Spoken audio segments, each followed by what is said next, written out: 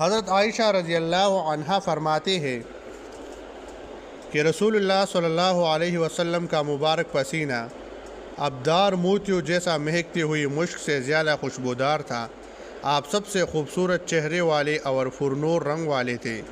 حضرت جابر بن سمرہ رضی اللہ عنہ کا بیان ہے، میں نے مدینہ منورہ میں رسول اللہ صلی اللہ علیہ وسلم کے ہمراہ نماز ظہر ادا کی، پھر آپ صلی اللہ علیہ وسلم اپنے گھر تشریف لے گئی، میں بھی آپ کے ساتھ ہو لیا۔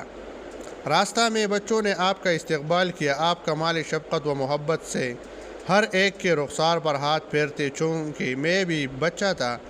آپ صلی اللہ علیہ وسلم نے میرے رخسار پر بھی ہاتھ پھیرا، میں نے آپ کی دست مبارک میں ایسی ٹھنڈک اور خوشبو محسوس کی کہ گویا آپ نے بھی ابھی اپنا ہاتھ خوشبو ساز کے عطردان سے نکالا ہو۔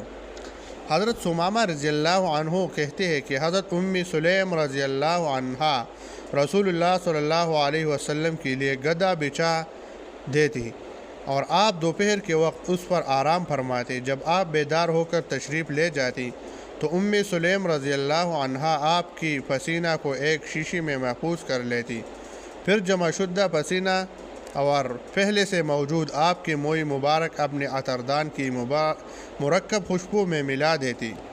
اس طرح بہترین خوشبو تیار ہو جاتی۔ راوی کہتا ہے کہ حضرت انس رضی اللہ عنہ نے مرتے وقت وصیت کی کہ میرے حنوط میں اس خوشبو کو ضرور استعمال کیا جائے، چنانچہ آپ نے کہ کفن وغیرہ کو لگانے کے لیے وہی خوشبو استعمال کی گئی جس میں رسول اللہ صلی اللہ علیہ وسلم کی پسینہ کی آمیزش تھی۔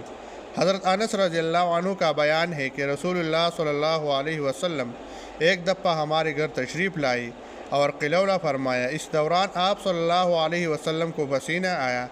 میرے والدہ ام سلیم رضی اللہ عنہ ایک شیشی لائی اور آپ کا پسینہ پھونچ کر اس میں جمع کرنے لگی۔ اتنے میں آپ بیدار ہو گئے اور پوچھا، ام سلیم تم کیا کر رہی ہو؟ انہوں نے کہا کہ ہم اس پسینہ کو اپنی خوشبو میں ملائیں گے، اس سے بہترین خوشبو تیار ہو جاتی ہے۔